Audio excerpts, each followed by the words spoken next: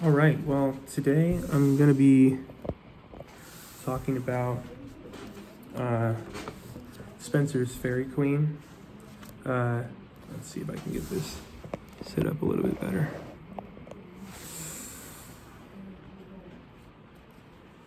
Let's see. There we go. I think that's a little bit better. Okay, so today I'm going to be talking about Spenser's Faerie Queene, Canto 1, Book 1, stanzas 1 through 6. So for those of you who are unfamiliar, a book is a full work, right? Obviously. But in epic poetry, a lot of times there will be multiple books. So, you could have like the book of the Aeneid, and then there's book 1, book 2, book 3, book 4. So normally what we say is we say the entire poem or the epic as a whole, right? So we would say the epic, the Aeneid, book 3, and then we'd say like line 15 or something like that, right? But sometimes when you're looking at a structure of something like Spenser's Faerie Queene, which uses a different form of structure than the Aeneid, which is a lot more long form and looks almost like prose. Spenser's Faerie Queene uses, book 1, so the entire epic, book 1. Canto 1 is a smaller subset. You can almost think of it like a chapter.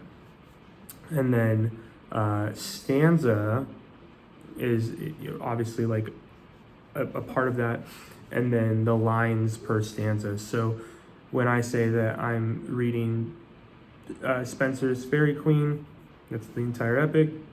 Book 1 is the next subdivision, right? Canto 1, an even smaller division, almost like chapter 1 of book 1.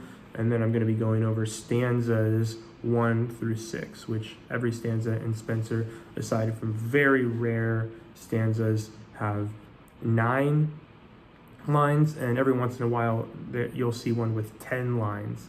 But even more common than that is 9 lines with an extra syllable or something like that. So when he's breaking form, he's obviously doing something very important. He's trying to make a very specific point by breaking form, but generally that's how we talk about the epic, right? So again, one more time. I'm going to be going over book 1, Canto 1, stanzas 1 through 6. And then I'll also read the argument, which is sort of, for Spenser, he does something that Milton picks up on that he does very similarly, where he writes an argument before each one of the cantos, which is sort of like a really, really short synopsis of what he's trying to say in book 1. So let's start. So first what I'm going to do is I'm going to read it, and then I'm going to talk about it. The patron of true holiness, foul error doth defeat. Hypocrisy him to entrap, doth to his home entreat. A gentle knight was pricking on the plain, y-clad in mighty arms and silver shield, wherein old dints of deep wounds did remain, the cruel marks of many a bloody field. Yet arms till that time did he never wield. His angry steed did chide him his foaming bit, as much disdaining to the curb to yield. Full jolly knight he seemed, and fair did sit, as one for knightly gists and fierce encounters fit. And on his breast a bloody cross he bore, the dear remembrance of his dying lord, for whose sweet sake that glorious badge he wore, and dead as living ever him adored. Upon his shield the like was also scored, for sovereign hope, which in his help he had, right, faithful, true, he was in deed and word, but of his cheer did seem too solemn sad, yet nothing did he dread, but was ever ydrad. Upon a great adventure he was bond, that greatest Gloriana to him gave, that greatest glorious Queen of fairy land, to win him worship and her grace to have, which of all earthly things he most did crave, And ever as he rode, his heart did earn to prove his puissance in battle brave upon his foe, and his new force to learn upon his foe, a dragon horrible and stern. A lovely lady rode him fair beside upon a lowly ass more white than snow, yet she much whiter, but the same did hide under a veil that wimpled was full low. And over all a black stole she did throw, as one that inly mourned, so was she sad, and heavy sate upon her palfrey slow, seemed in heart some hidden care she had, and by her in a line a milk-white lamb she lad. So pure and innocent as that same lamb, she was in life and every virtuous lore, and by descent from royal lineage came of ancient kings and queens that had of yore their scepters stretched from east to western shore, and all the world in their subjugation held, or in their subjection held, till that infernal fiend with foul uproar forwasted all their land and them expelled, whom to avenge she had this night from far compelled. Behind her far away a dwarf did lag, that lazy seemed in being everlast, or wearied with bearing of her bag of needments at his back.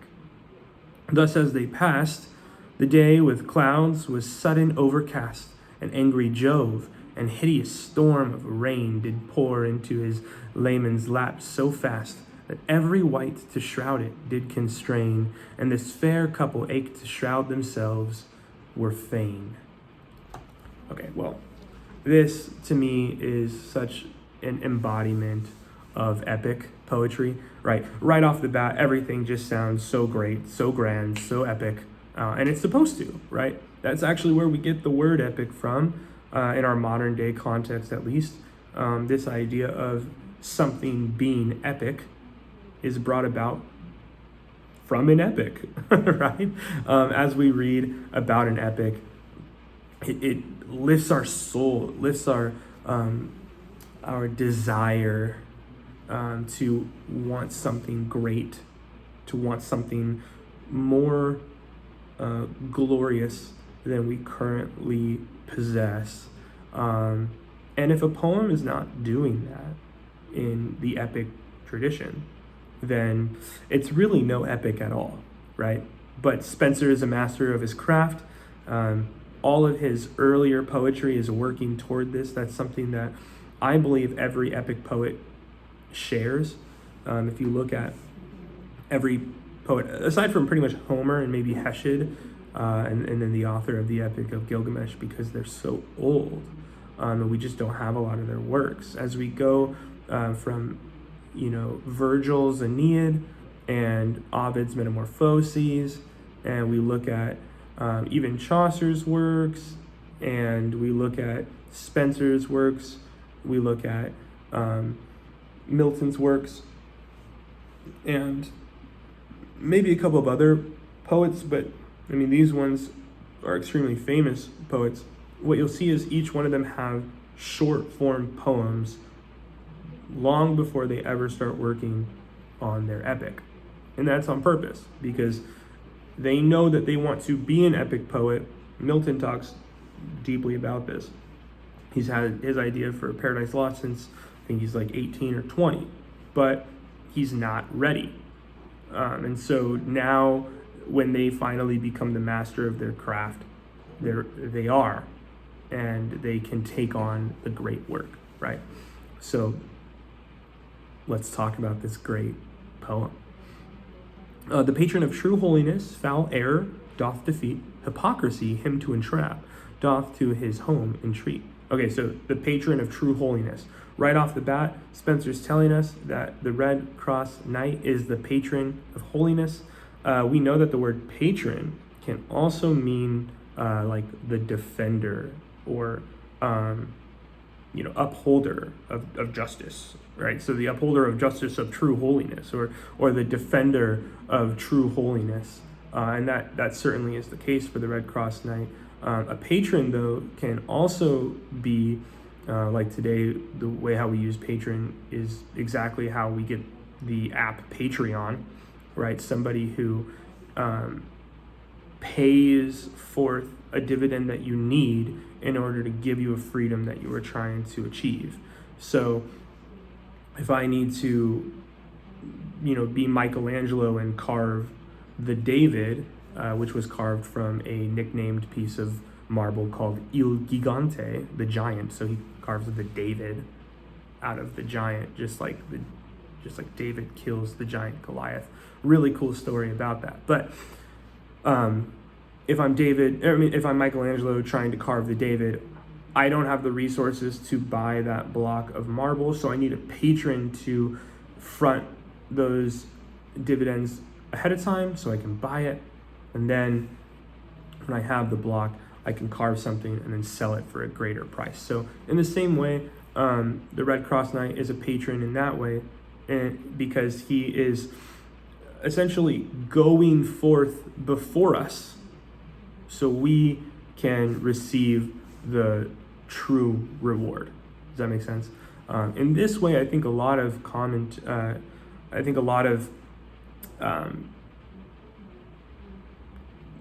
critics of Spencer believe that the Red Cross Knight is an archetype of Christ, because that's exactly what Jesus Christ does for Christians. Is he goes ahead of us, he dies before us, right? In order that we would come after him, right? Both literally and spiritually. I'm not really against that idea. I'm also not exactly for that idea because it's very true and very obvious that the Red Cross Knight is in sin and Jesus is not a sinful character. So if he is going to represent Christ, it would have to be typologically and not through the same event catalog, because Jesus is sinless, he is without sin, and the Red Cross Knight pretty much starts his journey in sin, and we'll see that in line 1 in a second, right? So foul error doth defeat. So the patron saint of true holiness, foul error doth defeat. Okay. This is one of my favorite things about Spencer, and I will remark this comment, thousands of times as we go through it. Who defeats who? So is it the patron of true holiness defeating foul error, or is foul error defeating the patron of true holiness? This is pretty much Spencer's style, in a super, broad stroke. What is one thing that Spencer does as a style choice pretty much all the time? He writes in a subvertive style that is ambiguous. You cannot tell. You don't know if error defeats holiness or if holiness defeats error. And that's the whole point of the first book. It's the hermeneutical key. Hermeneutical meaning the interpretation. The key of interpretation in book 1 of the Faerie Queene is making distinctions. Can you tell what is happening, right?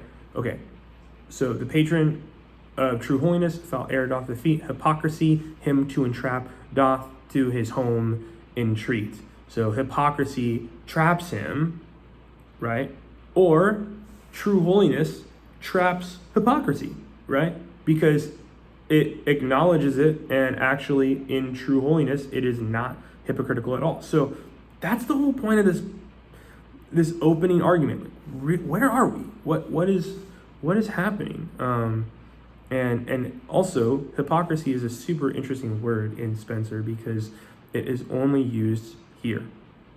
So in the rest of the poem, from book 1 to whatever he wrote, which is book 6 and then 2 cantos on his 7th book of mutability, and then if you want to count the Amorati, he doesn't use hypocrisy ever. I'm not sure if he actually uses it in the Amorati, but he doesn't use it again in the Faerie Queene. So it's a super important word, right? Hypocrisy entraps him, or he entraps hypocrisy. All right. A gentle knight was pricking on the plain, clad in mighty arms and silver shield. All right, well, the word pricking actually has a sexual connotation. So when he's pricking, he's walking around, he's just wandering, kind of doing nothing. He's wandering in a plain. And so the image here is that he is essentially wandering in his lust. He is kind of just going wherever his desire takes him.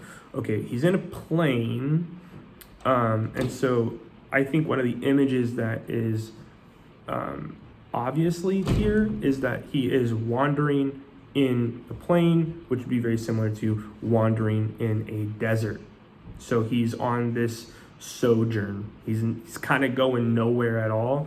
And so he's just walking upon the earth. All right. Well, that's exactly what Satan says when God asks him where he has been, right? He says, well, I've been walking upon the earth to and fro, right? And so right away, we don't really know where the Red Cross Knight is. Is he in sin, or is he already a Christian? We don't really know, because it says a gentle knight.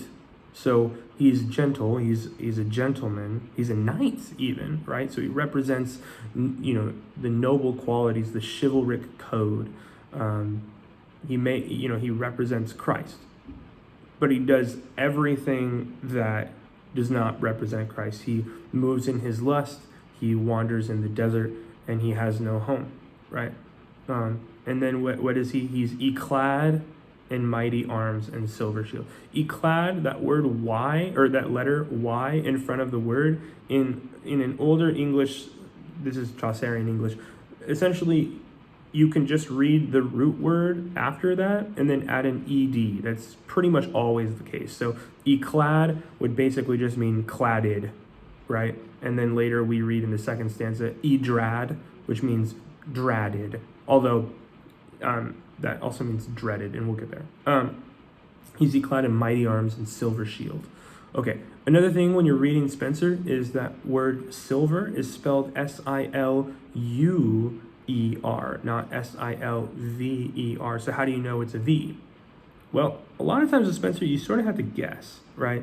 But this is a very helpful tool for reading Spenser. If you're looking at an I, or you're looking at a V, or you're looking at an AE or an OU, you have to remember that the base form of intellectual thought for almost 1,500, almost 1,700 years, really you could probably even say 1,800 years, essentially from Virgil, which is before Christ, I think he's like 30 AD, or 30 BC, sorry, to Faust, right? Goth's Faust in the 1800s, right?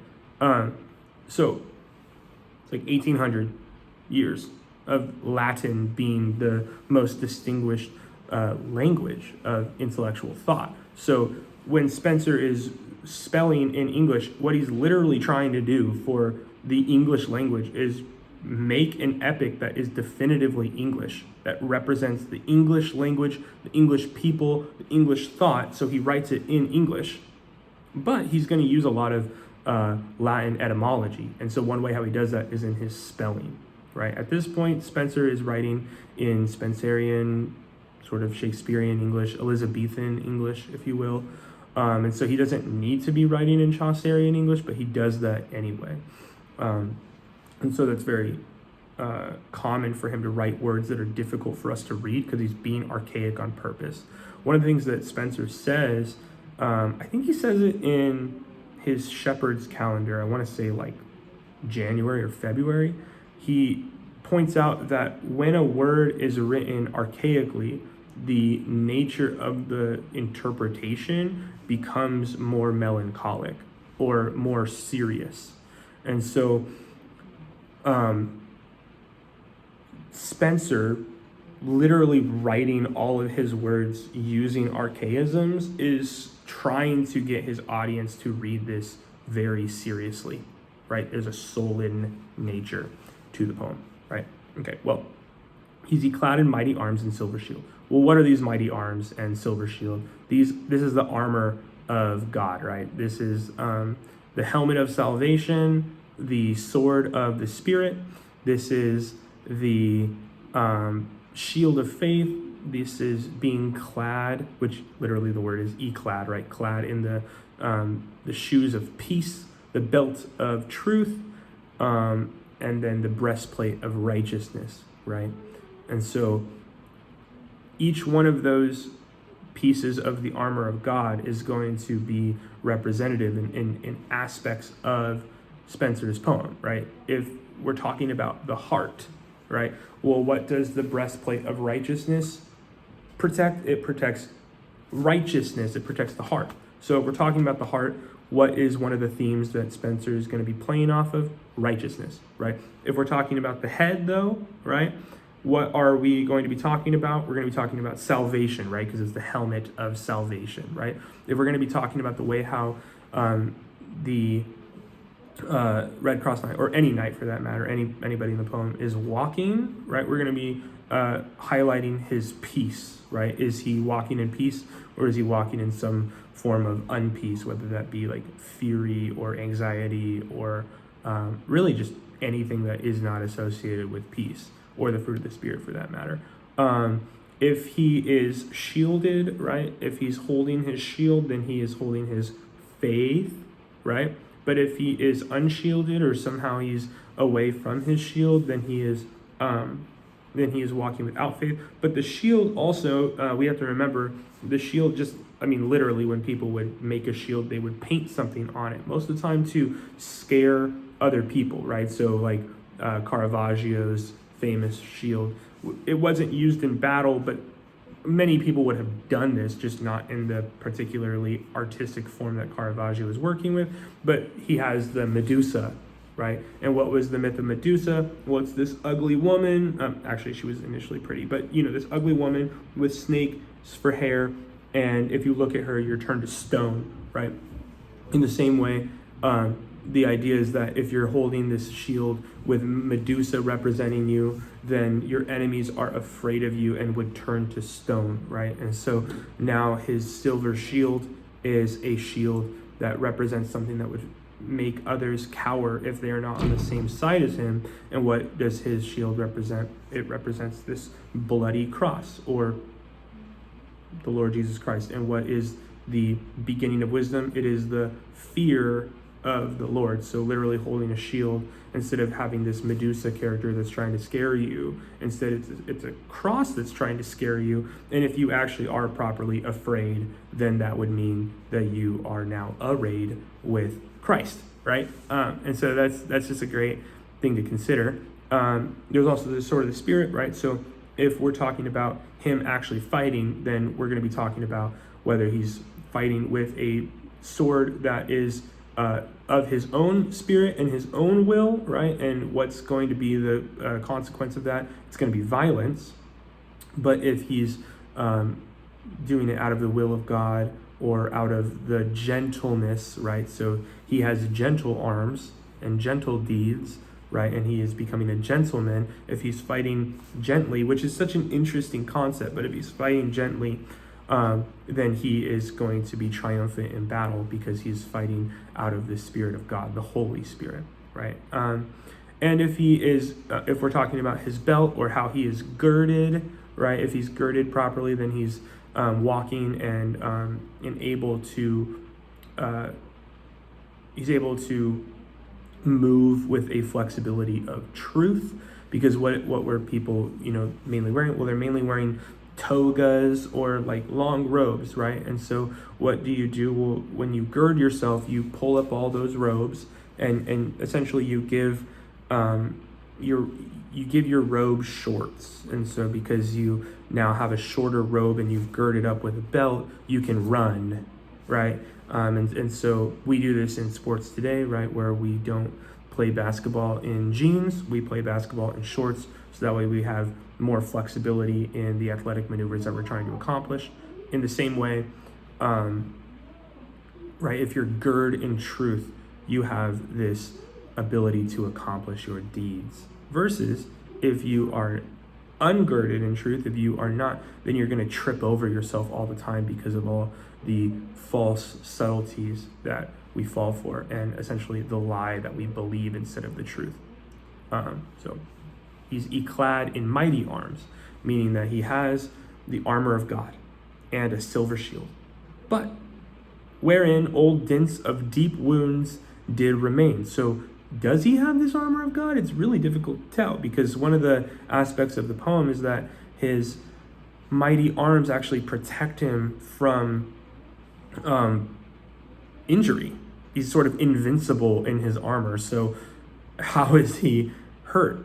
Well, this is what it says. It says, wherein old dints of deep wounds did remain, the cruel marks of many a bloody field, yet arms till that time he never did wield. His angry steed did chide his foaming bit, and much disdaining to the curb to yield.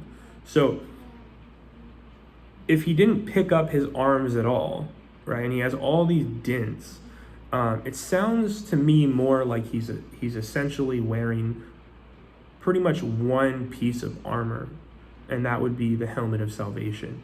So he's got all these bangs and bruises in his head, right? And he has a sword, but he's not really using it. He's not really wearing his armor properly, and so he's got cuts, bangs, bruises, thorns in his side, and essentially he's just saved, right? And he's never even thought about wielding his sword, let alone, so he's never really fought back against any form of evil. Evil has just come upon him time and time again and hurt him time and time again. Not only that, but his angry steed did chide his foaming bit. And this is that point that I was making about the shoes, right? Well, how does a knight walk? Well, he walks in. Well, he doesn't really walk at all, right? He uses a horse, right, or a steed, and so his steed is angry. Well, anger is obviously a reversal of peace, and he does chide his foaming bits. So wherever he tells his horse to go, he goes the opposite way, right? Oh, let's go. Oh, okay, I guess we're going this way now, right? And so anger takes you away from the place that you're trying to go, right? If the straight and narrow is this way, he's pretty much going every other direction, right? As much disdaining to the curb to yield, right? And so this is one of those plays on the word day, right? So what is one of the things that the armor of God is going to represent? It's going to represent the light, right? And in his anger, chiding at his foaming bit, he's pushing against the goads, right? Which the Lord Jesus warns us not to do. Don't push against the goads. And so because he's pushing against the goads and he's not actually going the direction, he's constantly chastised more and more and more, to the point where he disdains that chiding. Well, if the word that we're playing off of is light, he disdains, right? Disdains. So the way how Spencer spells disdaining is D-A-Y-N, right? Instead of D-A-I-N. So he's like literally disdain. He's more part of the night than he is part of the day, right? And yet at the same time, this is how he ends that stanza. He says, full jolly night. So he's a jolly knight, right? Joy has a wide range of meanings. This is what A.C. Hamilton says. He says it can mean gallant, brave, handsome, of proud bearing, or amorous, right? So a lot of these are really positive connotations. He is a jolly knight, or full jolly knight. He seemed, right? We talked about that I believe we talked about that in the Proem. That word is another one of those hermeneutical keys in Spencer. That word seemed is constantly used as, well, he looks this way, he may even think this way, but he isn't exactly this way. It's hard to tell, right? Is he a holy knight? Is he not a holy knight? And so this is one of the questions of the poem. Well, if he does all these terrible things, is he actually a holy person, right? Full jolly knight he seemed, and fair did sit, as one for knightly gists and fair encounters fit.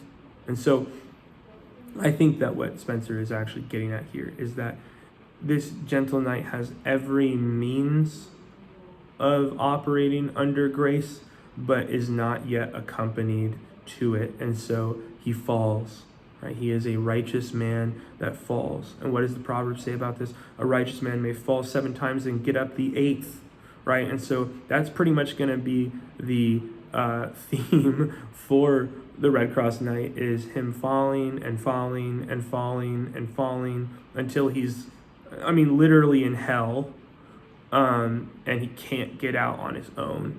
And he finds that his works are insufficient for his own grace, because every time that he puts things into his own hands, he falls once more. But when somebody saves him, right? When righteousness saves him, when holiness saves him, he himself becomes holy. And so Jesus is our Savior. We cannot earn our own grace, but when it is given to us, we have all the means to apply it in our lives out of thankfulness and gratitude, right? And on his breast, right? This is it, right? This is what I'm talking about. And on his breast, a bloody cross he bore, right? So his heart represents Christ, right? But already, Spenser is kind of messing around here, because there's the bloody cross. Well, what do Catholics do? They do this thing, right? Right, and so he's saying, is this a Catholic thing? Is this a Christian thing? Right? And Spenser is going to be very clear that this is a Christian thing. Spenser is a Protestant. He's not a Catholic, right?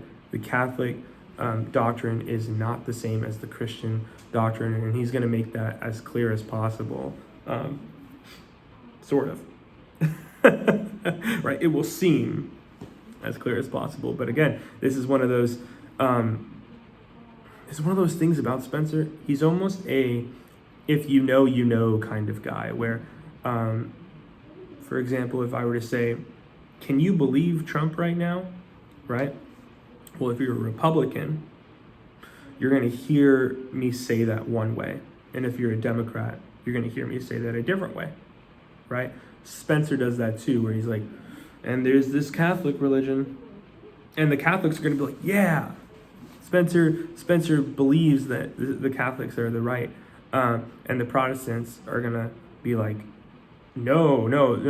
Spenser is clearly making a distinction here, right? And he does that on purpose. But really, truly, I do believe that you can make an extremely good and correct argument that Spenser is purposely denying the Christian religion. One of the ways that you can do that is that Archimago is dressed up in the character of a Catholic priest. And then later him and Duessa are both wearing the mitre of the Pope. And those are some of his most evil characters. So I don't think that you can make the argument that the Catholic is on the same side as the Christian, according to Spenser. Right? On his breast a bloody cross he bore, the dear remembrance of his dying Lord, for whose sweet sake that glorious badge he wore, and dead as living ever him adored. All right, so, and dead as living ever, right? Who are we talking about here? Well, we're actually talking about two people, right? We're talking about his Lord, right? Jesus, who in his death conquers death and is living. So did he ever really die? Even in his death, he is living ever, right? That's one of those difficulties of the death of Christ, that even when he goes down to hell, he is glorified in doing that in a way that we can understand. He bears the wrath of God and yet endures it and comes before us alive. Right? Something that we could never do. Also, the Red Cross Knight is spiritually dead, but because he bears the cross with Christ, he is now alive. And so him being dead, as living ever, him adored, right? He adores Christ, right? And then, of course, him adored from Christ's perspective is because Christ is dead but living, he is ever adored, right? Upon his shield the like was also scored. For sovereign hope, which is his help he had. So hope helps him. Right, faithful, true, he was in deed and word. And so now we have had the words adored, hope, and faithful, right? Okay, adored. What's another word for adored? Love.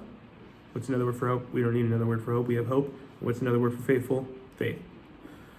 Faith, hope, and love, these three remain, but the greatest of these is love, right? So this is sort of going to be the thing that the Red Cross Knight abides by, right? If he abides in, like every time that he falls, the thing that's going to keep him is love. The thing that's going to keep him is faith. The thing that's going to keep him is hope and nothing else, right? It's not going to be that one time that he did that one good thing. It's going to be the fact that he remains in hope. Hope is not something that we are able to do in a material sense. It's an abstract worldview, right? Faith is something that you can't really actualize because at that point, if you see it, you no longer have faith in it, right?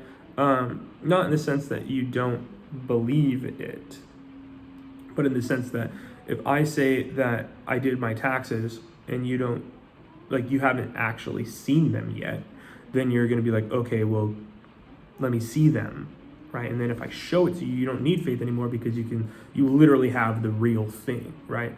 So in the same way, what are the things that are going to be dragging the Red Cross Knight along through his path to accomplishing holiness? Well, it's not going to be him already having it, right? It's going to be him looking toward it. So what are the things that he's looking to? Well, he's looking toward holiness out of love. If you have love for holiness, you are going to want to be faithful to it. You are going to want to hope for it, right? In the same way that if you love your wife, you are going to be faithful to her. If you don't love your wife, you're not going to be faithful to her. Whether that's an abstract concept or a literal infidelity, either way, if you don't love her, you're not going to be faithful to her, right? And the things that she needs. You're also not going to hope for her, right? You're going to disdain the fact that when you get home, you're going to have to see her again, right? This happens all the time. There are many marriages, especially in our modern culture, that end in divorce. And how does that happen? Well, it doesn't happen out of love, right? In the same way, you need a faithfulness in order to maintain holiness, right? Infidelity is not going to lead you on the path toward holiness, but faithfulness will, because it remains, right? It actually keeps us constant toward it, right?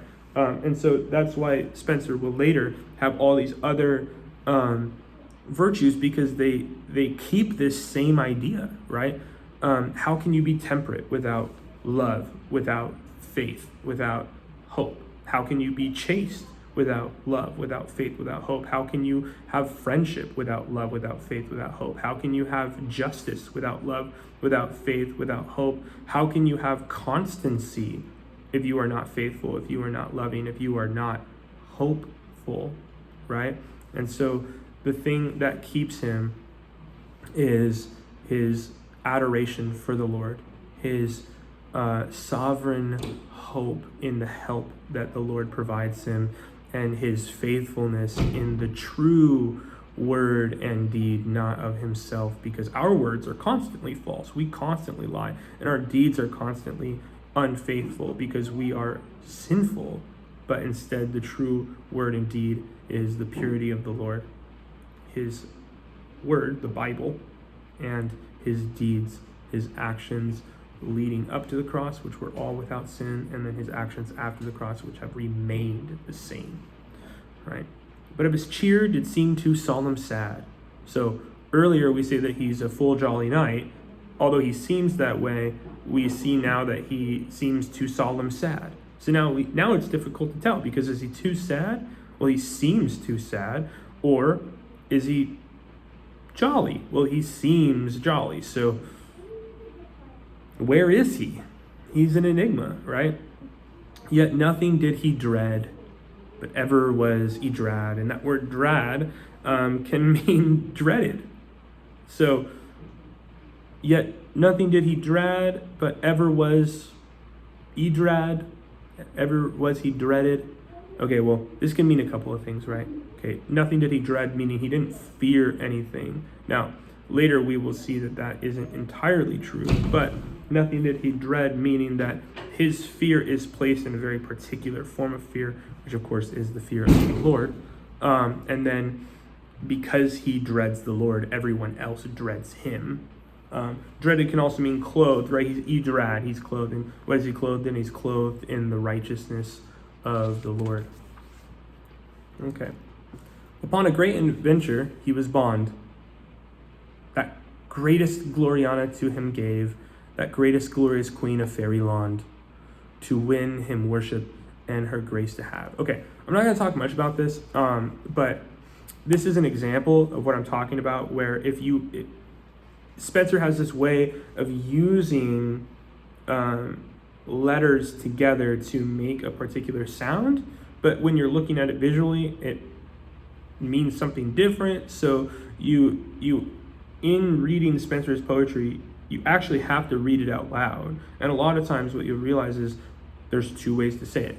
Earlier, for example, when I was reading this straight, there's the part where, here it is. Okay. So, under a veil that wimpled was full low, and over all a black stole she did throw, as one that inly mourned, so was she sad and heavy. And then what does it say? Well, it's spelled S-A-T-E. Heavy sate upon her palfrey slow, but obviously this is heavy sat upon her palfrey slow. So it's spelled sate on purpose, so that way you can see that not only did she sit, but she was also heavily satiated. She was sated, right? But here we have again, the greatest glorious queen of Faerie land. Okay, that's how we read it, right? The Faerie queen. Okay, but he is doing his work for her, right? He's doing his work for her, and he's not doing that in heaven. He's doing that on earth, right? And so if you are to pronounce this in Latin, right, the A-E diphthong, a diphthong is a combination of two letters together to make one sound. The A-E diphthong is pronounced I, right? So if I want to say multiple girls, I would say, in the nominative, I'd say puella. In the nominative plural, I would say puellae, A-E, puellae. But if I'm reading that as an English speaker, right, now that word Faerie land becomes fiery land, which would be a land that is fiery. So this is a sound that it makes, fiery land, and that's where he's giving her worship, right? To win worship, to have grace. He's not giving her worship in the sense of like giving worship to God, but essentially what is being happened here is he is doing deeds for her patronage, right? So in the same way the Christian does works not to be worshipped, but to give worship to God, right? Okay, well, we don't do that in heaven. We do that on fiery land, right? This earth is a hell for the Christian because we are not in heaven yet, right? And we know that the earth, even the heavens, will actually be ripped apart by fire, right? God will burn it all. It's all going to burn, right? That's actually a pretty common Christian phrase. It's all going to burn, right? And then there will be a new heaven and a new earth, right? So in the meantime, she's the greatest, glorious queen of Faerie, which to me means that she is actually not a representative of being God, but rather that she is a representative for God as a empress or a queen, right? Which makes sense because kings aren't God, but they are sovereignly placed by God to rule a nation, right? And similarly, the glorious queen of Faerie or Faerie is put here to, represent, in a way, similarly to Elizabeth, this land before them, so that way they can all give God the glory, right? And what's his task? Which of earthly things he most did crave. So he craves earthly things, and ever as he rode, his heart did earn to prove his puissance in battle brave. So what does he want to do? He wants to prove himself, which isn't really a Christian motive, right? The Christian is not trying to prove that he can earn his way to God. Instead, he is trying to have faith, and by his faith, his actions are proved, right? And his actions thereby prove. But what does he want to do? He wants to prove his puissance, which is essentially he wants to prove his might. He wants to prove his power in battle brave. So he wants to be a manly man, right? And because he's strong, because he's puissant, he's powerful, then he can earn the queen's acknowledgement. But the issue is that Gloriana is not God, but she is also in her name a representative of glory, right? So she is true glory. But right now, because the Red Cross Knight is pricking around in a plane, essentially he's captivated by his own lust. His concept of glory is skew. And so he believes that if he does big deeds and mighty works, then he will receive true glory, rather than understanding that true glory is stored up in heaven. The treasures that we receive in heaven by God's acknowledgement is true glory. And so he's not going to get an acknowledgement from the Faerie Queen until he understands that, which of course comes at the end of the book, right? Upon his foe and his new force to learn, upon his foe, a dragon, horrible and stern. And so who is the Red Cross Knight? Well, the Red Cross Knight is not only, this patron saint of holiness. He's not just the Red Cross Knight. He is also the Saint George, right? Saint George character, Saint George and the dragon, a very common motif.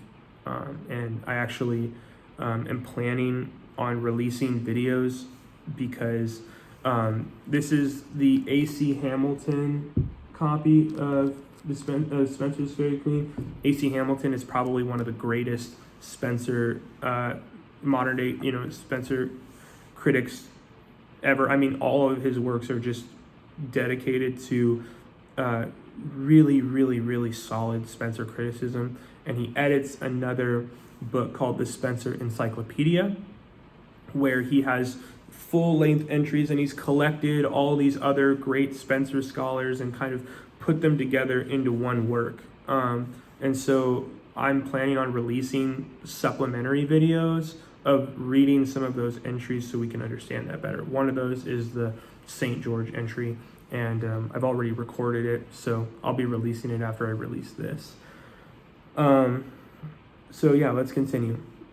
A lovely lady rode him fair beside, upon a lowly ass more white than snow, yet she much whiter, but the same did hide under a veil that wimpled was full low, and over all a black stole she did throw, as one that inly mourned, so was she sad, and heavy sat upon her palfrey slow, seemed in heart some hidden care she had, and by her in a line a milk-white lamb she lad. So the milk-white lamb part is an allusion to the St. George trope, but this word As one that inly mourned, so was she sad, and heavy sat upon her palfrey slow. That's an allusion to a different story. So, Chrétien de Troyes writes a work called Eric and Enid.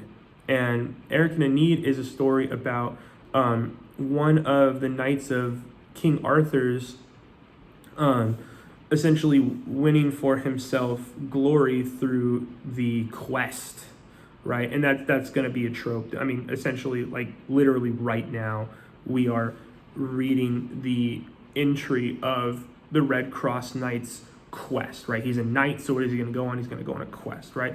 Eric's quest starts with him finding his wife, who is more beautiful than anyone, and what happens is essentially he's taken away by her beauty, and so they stay inside a lot. And everybody starts coming up with these rumors of like, well, before Eric was married to Enid, he was definitely a lot more industrious, but now that he's inside with Enid all the time, Eric is slothful now, and Enid starts to begin to hear these rumors and believe them. And so Eric hears from it from his wife Enid, and he grows very angry with her. And so he tells her that they're going to go on a quest, and so he makes her ride with him throughout the land, and he goes on all these different journeys. And the last part of the journey is a duel, right? And in the duel, there is it's essentially this enchanted garden where he has to fight against the keeper of the garden and win. And if he can't win, then obviously he'll die. And so he does win. And what the issue is in the whole poem of Eric and Enid is that Enid doesn't trust Eric.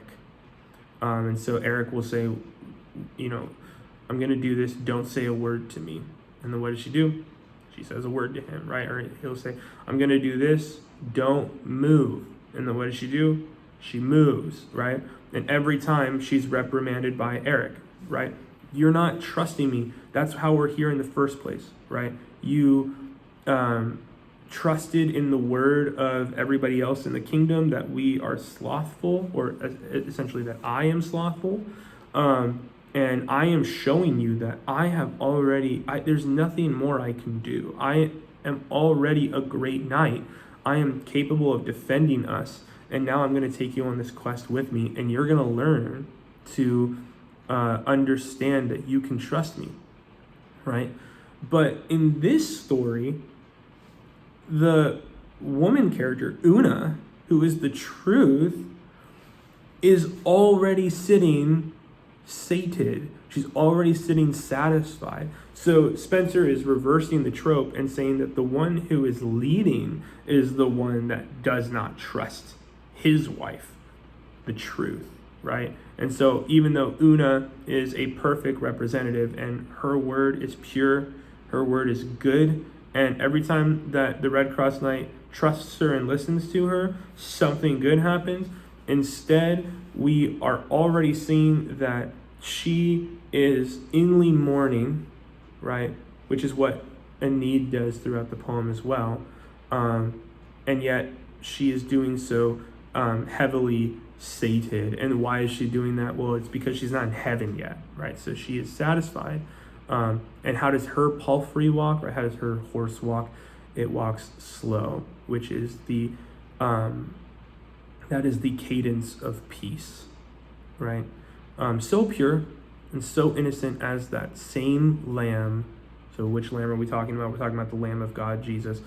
She was in life in every virtuous lore, and by descent from royal lineage came of ancient kings and queens that had of yore their scepters stretched from east to western shore, and all the world in their in subjection held, till that infernal fiend with foul uproar forewasted all their land and them expelled, whom to avenge she had this night from far compelled. So what's Una's role in this? Okay, her mom and dad are the king and queen of her land, and this dragon comes and captures their kingdom, right? He destroys their land. That infernal fiend with foul uproar wasted all their land and them expelled. So they're kicked out of their own kingdom. And so she needs an avenger. And who is the avenger that she calls upon? Someone from far away, who is the Red Cross Knight. Behind her, far away, a dwarf did lag, that lazy seemed in being everlast. And so right away, if you're a Christian, you're reading that word last, and what are you thinking? Okay, the first shall be last, and the last shall be first, right? So what does he seem? He seems lazy, but he's always last, right? And then we'll see where the dwarf is first later on. Or wearied with being of her bag of needments at his back. So not only is he last, but also he looks tired. Why does he look tired? Because he's holding all this stuff for Una, who is not named yet on purpose, and we'll talk about that soon. Of needments at his back. Thus as they passed the day with clouds, with sudden overcast, an angry Jove and hideous storm of rain did pour into his layman's lap so fast. And here we get for the very first time a reference that is not Christian. We get the reference of Jove. Jove is essentially like the godlike character. He's sort of like God the Father for Greek mythology, right? And you can also add that to Roman mythology because the names are sort of interchangeable here. But Jove is actually, I think Jove is actually the Roman name, and Zeus would be the Greek name, of course. So what does Jove do? He sends a hideous storm. And what happens? That every wight to shroud it did constrain, and this fair couple ached to shroud themselves were fain. So the storm comes, it's raining really hard, and it's to the point where they can't really cover themselves, so they need to go to a place of shelter, right? Okay, well, where have we seen this before? Okay, this is in the Aeneid, right? This is where Aeneas, he comes before Dido, and Dido falls in love with him, and so she's trying to sort of seduce him into a place where they can be together. And so Dido convinces herself that they're married even though they're not yet, and eventually they get in a situation where they're walking together in a forest, and what happens in that forest is rain falls and they have to get to cover into a cave, and then of course things get hot and heavy in the cave, right? And so then they come out, and that's sort of where their relationship begins. Of course, what happens is Dido falls more and more in love with Aeneas, but the sort of the pinnacle virtue of the Roman person is that you have to do your duty, right? You have to accomplish your task. And so Aeneas's duty is to establish the people of Rome, right? To be the first Roman. And so he can't stay with Dido because Dido's a Carthaginian, which for the Romans, the Carthaginians are like their enemy, right? So anybody reading the Aeneid who was a Roman at the time would have been like, oh, Dido's clearly the enemy, right? They would have cheered for her death, right? But what happens is Dido falls in love with Aeneas. Aeneas needs to do his duty, and so a god comes before him and says, hey, you have some work to do. You can't just stay with Dido forever. And so he tries to leave Dido, and Dido freaks out. And so she actually calls upon Hecate, the goddess of chaos, and she like literally turns into this like demon witch that like tries to cast a spell against Aeneas to curse him forever. And as she's like summoning all of this chaos and like demoness hatred toward her, she piles all of her things that belong to her, and she makes like a little voodoo doll of Aeneas, and she burns herself alive on this funeral pyre in in a heartfelt agony for Aeneas leaving her, right? She loves him so much that she literally kill herself rather than be without him, right?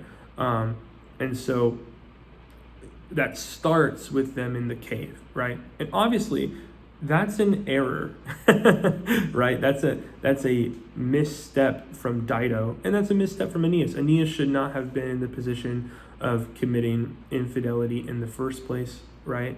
And so now there's this moment where the rain is pouring down and they need to find a place of shelter. And so where are they going to go? What are they going to do? Well, if we're looking at the Dido story correctly, then the likelihood is they're going to go into a forest. And in literature, a forest is usually representative of some unknown darkness or danger, which will, of course, because we've already read it, be foul error, right? And so where are they going to go? They're going to go into a cave where error lies. So already you've seen so many different forms of literature being riddled into 6 stanzas of poetry, right? We've gotten through, if you count the lines here from the argument, then we've done 58 lines of poetry, and already Spenser has said so much, right? He's talked about Chrétien de Troyes, he's talked about the St. George myth, he's talked about Aeneas, he's talked about Dido, he's talked about this concept of a dwarf, kings and queens, Elizabeth, glory, Christ, Red Cross Knight, the different pieces of armor from God, error, patron saints, and there's just so much. It's like everywhere, right? It's just this beautiful tapestry of poetry that Spenser sews together with the concept of trying to get our hearts to understand that this concept of pursuing holiness is not an easy one and requires something that we do not have. And of course, that is the tutelage, that is the grace of the Lord Jesus Christ. So I hope that this was encouraging. Again, I think it's very clear, or at least I hope I made it clear, that Spenser is my favorite poet. And this is why, because his allusions, his sense of word, the way how he is able to just call up with full appropriateness basically any kind of aspect of literature and use it in a better way than it's used before is just one of a kind and such a blessing. I remember my first time reading the Faerie Queene and thinking, I don't know how to read. I'm never going to be able to read this. And Spenser is a poet that rewards careful study. An aspect of Spenser that I think should be considered is that mastery in poetry is a moment like the dwarf, which seems like he's doing all of these fancy things, and he is. That's true. He's using poetry like no one has ever used before him or after. But Spenser shows his mastery with the way how everyone begins. And so he's literally showing us how the last will become first. How do we start to learn word? We learn it through syllables. We learn it through letters. And every single letter that Spenser puts into his poetry is intentional. And you can see it all the time with how you're reading his words, right? Everything has a place. Everything has a time, and Spenser is so careful in crafting his poem this way. It's a unbelievable talent, and I hope that by reading Spenser, you may see that anything that you pursue in mastery is going to start with the basics, and it's also going to end that way. So yeah, I pray that the Lord would bless you, and hope to see you soon.